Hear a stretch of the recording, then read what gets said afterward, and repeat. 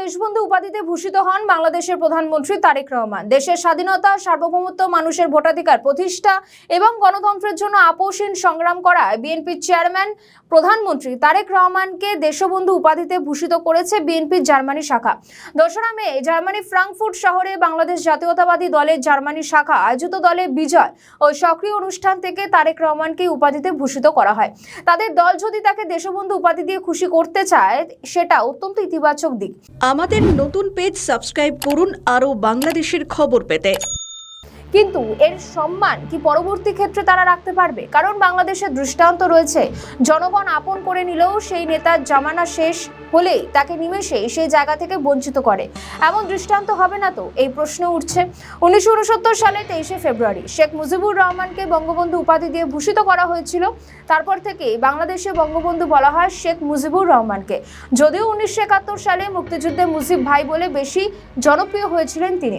এখনও তিনি বঙ্গবন্ধু, তবে ছাত্রনেতারা সেটা মানেন না। 2024 সালের 5ই আগস্ট শেখ হাসিনার সরকারের পতন ঘটতেই বঙ্গবন্ধুর মূর্তি হাতুড়ি মেরে ভেঙে ফেলা হয়েছিল, যা দেখেছে গোটা বিশ্ব। বঙ্গবন্ধুর বাড়ি 32 নম্বরকে দফায় দফায় ভাঙা হয়েছে।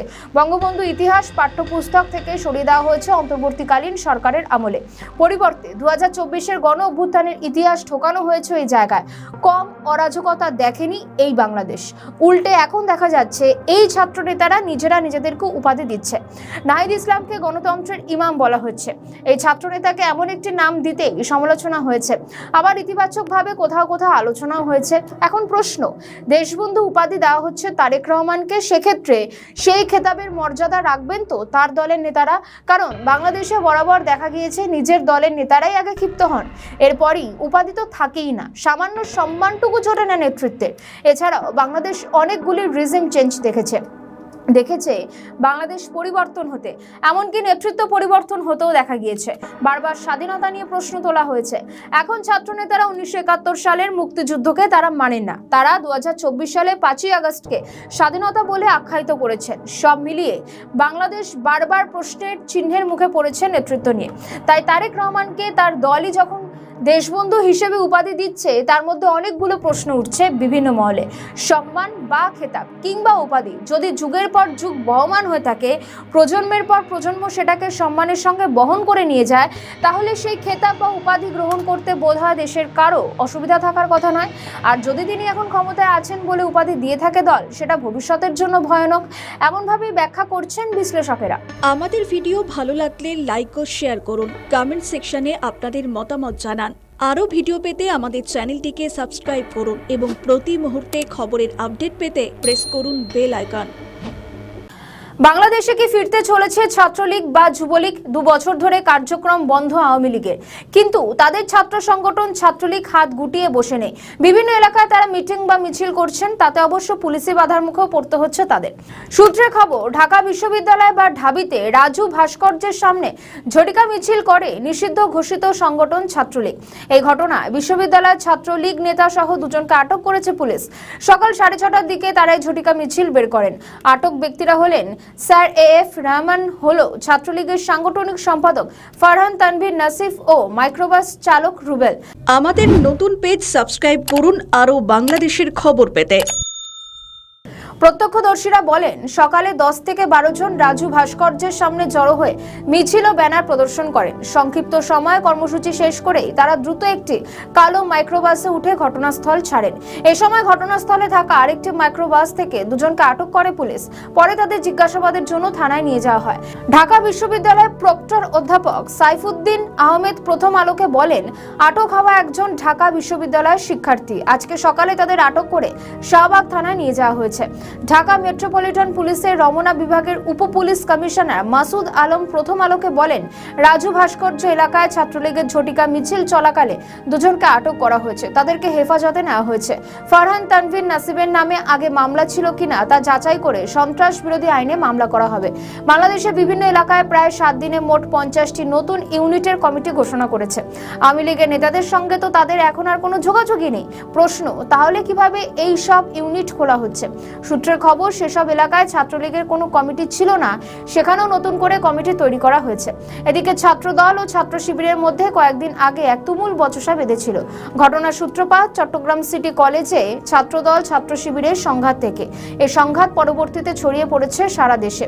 তথ্য অনুসন্ধানে জানা যায়, ঢাকা বিশ্ববিদ্যালয়ের ছাত্রদল ও ছাত্র শিবিরকে মুখোমুখি দাঁড় করিয়েছে যে ঘটনা, তার নেপথ্যে রয়েছে নিষিদ্ধ ছাত্রলীগের ইন্ধন। প্রধানমন্ত্রী তারেক রহমানের মেয়ে জাইমা রহমানকে নিয়ে যে কুৎসিত ক্যাম্পেইন, তা ছাত্রলীগ থেকে উৎসারিত, যা শেয়ার করেছে ছাত্র শিবির। এতে বোঝাই যাচ্ছে ছাত্রদল ও ছাত্র শিবিরকে মুখোমুখি দাঁড় করিয়ে ফায়দা নেওয়ার চেষ্টা করছে নিষিদ্ধ ছাত্রলীগ। শাহবাগ থানায় ঢাকা বিশ্ববিদ্যালয়ে কর্মরত সাংবাদিকদের ওপর হামলাকারী ছাত্রদল নেতাদের বিশ্ববিদ্যালয় থেকে স্থায়ী বহিষ্কার ও সনদপত্র বাতিলের দাবিতে বিশ্ববিদ্যালয় উপাচার্য বরাবর অভিযোগপত্র জমা দিয়েছে ঢাকা বিশ্ববিদ্যালয়ের সাংবাদিক সমিতিতে। উপাচার্য অফিস সংলগ্ন আব্দুল মতিন ভার্চুয়াল ক্লাসরুমে অভিযোগপত্র জমা দেন তারা। অভিযোগপত্রে মোট 12 জন হামলাকারীর নাম, বিভাগ, শিক্ষাবর্ষ, আবাসিক হল, রেজিস্ট্রেশন নম্বর উল্লেখ করা হয়।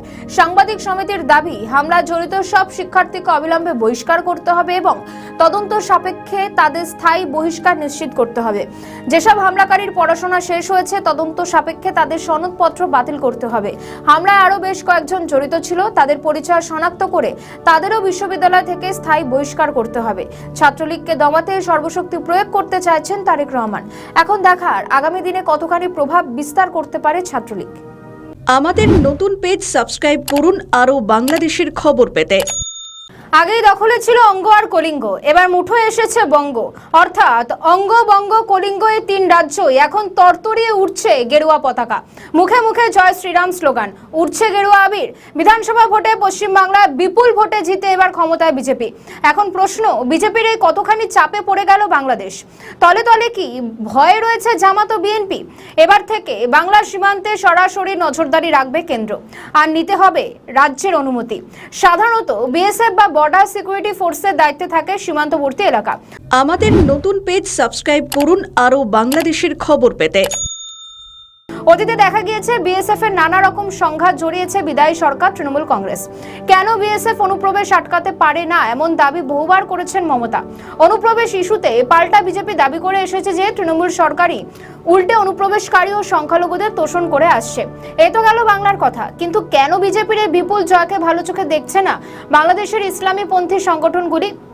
সূত্রের খবর, বেশ কিছু রাজনৈতিক বিশ্লেষকের কলম ও সংবাদ প্রতিবেদনে ইঙ্গিত যে পশ্চিমবঙ্গের ভোট ফল বাংলাদেশ ও ভারতের সম্পর্কে নতুন সমীকরণ তৈরি করতে পারে। তিস্তা নদীর জলবন্টন নিয়ে দিল্লির সঙ্গে ঢাকার বন্দোবস্ত হয়ে যাওয়ার পরেও তা অমীমাংসিত রয়েছে প্রাক্তন মুখ্যমন্ত্রী মমতা বন্দ্যোপাধ্যায়ের আপত্তিতে। মমতার পরাজয়ে দীর্ঘদিনের অমীমাংসিত বিষয়গুলি, বিশেষ করে সীমান্ত ব্যবস্থাপনা এবং পুশ ইন বা পুশব্যাক সংক্রান্ত দ্বিপাক্ষিক সমস্যাগুলি সমাধানে নতুন পথ তৈরি করতে পারে বলে মনে করছেন তারা। বিজেপির বঙ্গজয়ে স্বস্তি পাচ্ছেন বাংলাদেশের সংখ্যালঘুরা। বাংলাদেশের সংখ্যালঘু হিন্দুদের দাবি, পশ্চিমবঙ্গে বিজেপি সরকার থাকলে বাংলাদেশে তাদের স্বস্তি বাড়বে। কারণ বাংলাদেশে হিন্দুদের ওপরে নির্যাতন ঘটলে গেরুয়া শিবির এখন আগের চেয়ে জোরালো প্রতিবাদ করতে পারবে। মূলত বাংলাদেশে হিন্দু অত্যাচার মাত্রাছাড়া হওয়ায় এপার বাংলায় সেই ঘটনাকে তুলে ধরে হিন্দুত্বকে বাঁচাতে মাঠে নামার লাগাতার প্রচার করে গিয়েছিলেন শুভেন্দু সুকান্তরা, আর তার ফল পেয়েছে বিজেপি। বাংলাদেশের বিদেশ প্রতিমন্ত্রী সামা ওবায়েদ জানিয়েছেন, পশ্চিমবঙ্গে যে দলই ক্ষমতায় থাকুক সম্পর্কে প্রভাব পড়বে না। বাংলাদেশে বিএনপি সরকারের সঙ্গে দিল্লির সম্পর্ক বরাবরই ইতিবাচক। বিএনপি স্থায়ী কমিটির সদস্য সাংসদ গয়েশ্বর চন্দ্র রায় জানিয়েছেন, পশ্চিমবঙ্গে যারাই ক্ষমতায় আসুক দ্বিপাক্ষিক সম্পর্ক আগের মতোই অটুট থাকবে। বাংলাদেশের ত্রয়োদশ ভোটের পরে পশ্চিমবঙ্গ এবং বাংলাদেশের সীমান্তবর্তী এলাকায় জামাতের উত্থানকে বিহারের সীমাঞ্চলের পরিস্থিতির সঙ্গে তুলনা করতে শুরু করেছিল বিজেপি। এমনিতে উত্তর 24 পরগনা লাগোয়া বাংলাদেশের সাতক্ষীরা, ঝিনাইদহের মতো এলাকা অনেক বছর ধরে জামাতের শক্ত ঘাঁটি। মানচিত্রে মধ্যবঙ্গের সমান্তরালে অবস্থিত রাজশাহীতেও জামাতের প্রভাব বাড়ছিল। বাংলাদেশ নির্বাচনের ফলাফলে দেখা গিয়েছে ওইসব অঞ্চলে জামাতের প্রভাব বেড়েছে। পশ্চিমবঙ্গের সীমান্ত বরাবর বাংলাদেশের উত্তর থেকে দক্ষিণ পর্যন্ত যত আসন, তার সিংহভাগে জয়ী হয়েছে জামাতের জোট। কেন্দ্রীয় মন্ত্রী সুকান্ত মজুমদার একবার বলেছিলেন, পশ্চিমবঙ্গে দুপাশেই কট্টর মৌলবাদী শক্তির উত্থান অত্যন্ত উদ্বেগজনক। বাংলাদেশে মৌলবাদী শক্তির উত্থানের নানা কারণ রয়েছে। বিজেপি তার বহু প্রতীক্ষিত বাংলা দখল করতে পেরেছে। এবার কি মৌলবাদী শক্তি জামাতকে কবজা করতে পারবে কেন্দ্র নেতৃত্ব? প্রশ্নটা কিন্তু রয়েই গিয়েছে। আমাদের নতুন পেজ সাবস্ক্রাইব করুন আরও বাংলাদেশের খবর পেতে। অন্তর্বর্তীকালীন সরকারের 18 মাস সময়ের মধ্যে বহু হিংসার সাক্ষী থেকেছে বাংলাদেশ। শুধু তাই নয়, প্রতিহিংসার রাজনীতি দেখা গিয়েছে একাধিক সময়। আর এই পরিস্থিতির স্বাভাবিক পর্যায়ে আনতে কোনো বার্তাই কখনো দেননি মোহাম্মদ ইউনূস। পরিবর্তে তার উস্কানি লক্ষ্য করা গিয়েছে। এখন আবার বিএনপিও খানিকটা সামিল হচ্ছে।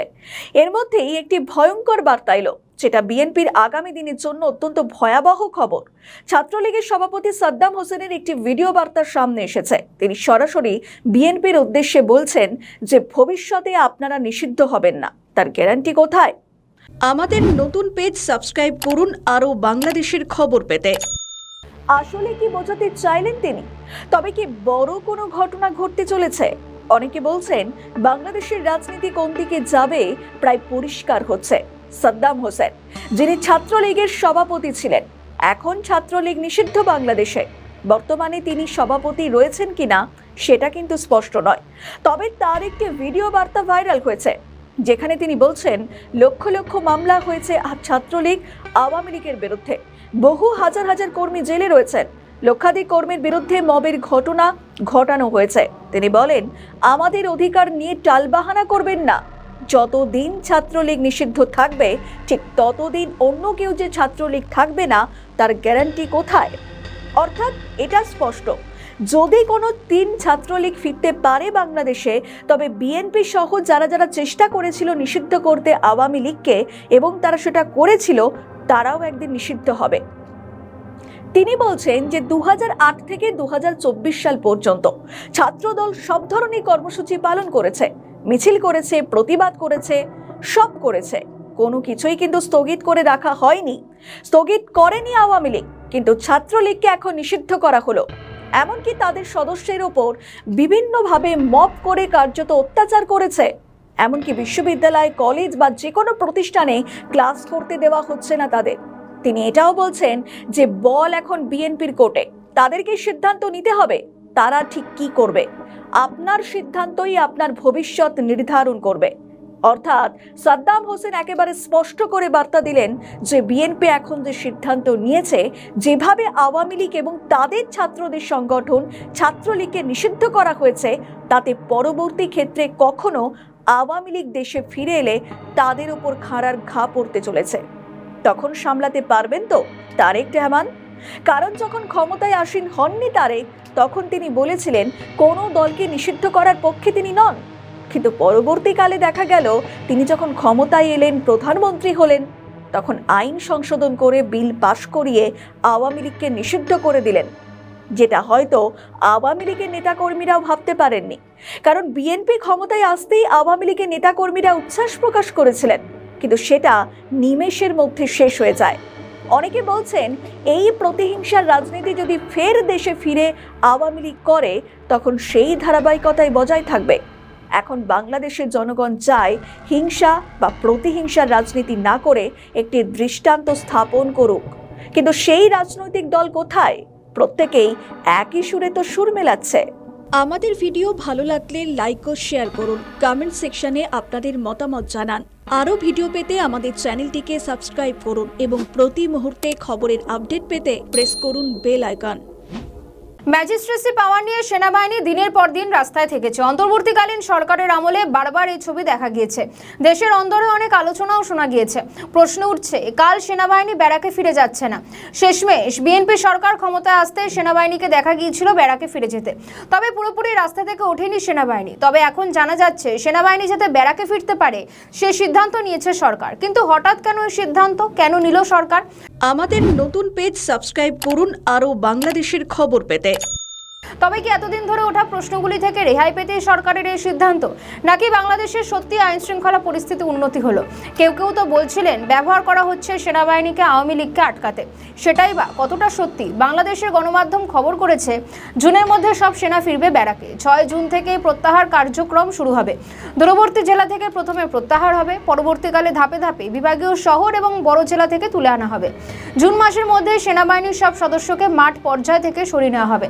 জানা যায় ত্রয়োদশ জাতীয় সংসদ নির্বাচনের মধ্যে দিয়ে বিএনপি সরকার গঠনের পর কোর কমিটি প্রথম সভায় বসে। আইন শৃঙ্খলা, অভ্যন্তরীণ নিরাপত্তা মূল্যায়ন ও প্রয়োজনীয় কর্মপদ্ধতি নির্ধারণের জন্য গত 21শে এপ্রিল স্বরাষ্ট্রমন্ত্রী সালাউদ্দিন আহমেদকে সভাপতি করে কমিটির পুনর্গঠন করা হয়েছিল। স্বরাষ্ট্রমন্ত্রীর সভাপতিত্বে অনুষ্ঠিত এই বৈঠকে পুলিশের মহাপরিদর্শক, ঢাকা মহানগর পুলিশ কমিশনার, বিজিবি মহাপরিচালক সহ বিভিন্ন সংস্থার কর্মকর্তারা উপস্থিত ছিলেন। প্রায় 2.5 ঘন্টার এই সভায় মাঠ থেকে চূড়ান্তভাবে সেনাবাহিনী প্রত্যাহার, দেশের আইন শৃঙ্খলা পরিস্থিতি বিষয়ে আলোচনা হয়। প্রসঙ্গত 2024 সালের আগস্টে সেনাপ্রধান জেনারেল ওয়াকারুজ্জামান বলেছিলেন সেনাবাহিনী ব্যারাকে ফিরে যেতে চায়। পুলিশ পুনর্গঠিত হলে সেনা সদস্যরা নিজে কর্মস্থলে ফিরে যাবে, কিন্তু পরিস্থিতি এমন জটিলতার দিকে পৌঁছয় সেনাবাহিনীকে ব্যারাকে ফেরাতে পারেনি সেনাপ্রধান, বরং ম্যাজিস্ট্রেসি পাওয়ার নিয়ে সেনাবাহিনী বারবার বাংলাদেশের মাঠে ঠেকেছে। একটা দেশের জন্য লজ্জা, যেখানে সেনাবাহিনীকে দেশ সুরক্ষার পরিবর্তে দেশের অন্দরে পাহারা দিতে হয়, ট্রাফিক কন্ট্রোল করতে হয়। এমনকি একটি অন্তর্বর্তীকালীন সরকার কতটা ব্যর্থ হলে এটা কখনো ভাবতেই পারেন না যে পুলিশ মাঠে থাকবে আর সেনাবাহিনী দেশের সুরক্ষার কাজে নিয়োজিত থাকবে। কিন্তু এখন দেখা গেল বিএনপি ক্ষমতায় আসতে সেনাবাহিনীকে সেনানিবাসে ফিরিয়ে নেওয়ার সিদ্ধান্ত গ্রহণ করা হয়েছে। সারা দেশে মাঠ পর্যায়ে 17,000 সেনা সদস্য রয়েছেন এখনো পর্যন্ত। মাঠ পর্যায় থেকে সেনাবাহিনীর সমস্ত সদস্যকে চূড়ান্ত প্রত্যাহার করতে বিভিন্ন সময় স্বরাষ্ট্র মন্ত্রণালয় অনুরোধ জানিয়েছিল প্রতিরক্ষা মন্ত্রণালয়। তার কারণ হিসেবে বলা হয়েছিল দীর্ঘ সময় ধরে দায়িত্ব পালন করতে করতে সদস্যরা ক্লান্ত, তাদের বিশ্রামের প্রয়োজন। তারেক রহমান ক্ষমতায় আসার পর বলেছিলেন তার মূল লক্ষ্য দেশের আইন শৃঙ্খলা বাহিনীর উন্নতি সাধন। তার এই বক্তব্যকে সত্যি করতে এই সিদ্ধান্ত নিয়েছেন অনেকেরই মত। আবার কেউ কেউ বলছেন সেনাবাহিনীকে মাঠে রাখা হয়েছিল আওয়ামী লীগকে আটকাতে। এখন দেখার যদি সত্যি সেনাবাহিনী ব্যারাকে ফিরে যায় পরিস্থিতি কোন দিকে যায়। আমাদের ভিডিও ভালো লাগলে লাইক ও শেয়ার করুন, কমেন্ট সেকশনে আপনাদের মতামত জানান। আরও ভিডিও পেতে আমাদের চ্যানেলটিকে সাবস্ক্রাইব করুন এবং প্রতি মুহূর্তে খবরের আপডেট পেতে প্রেস করুন বেল আইকন।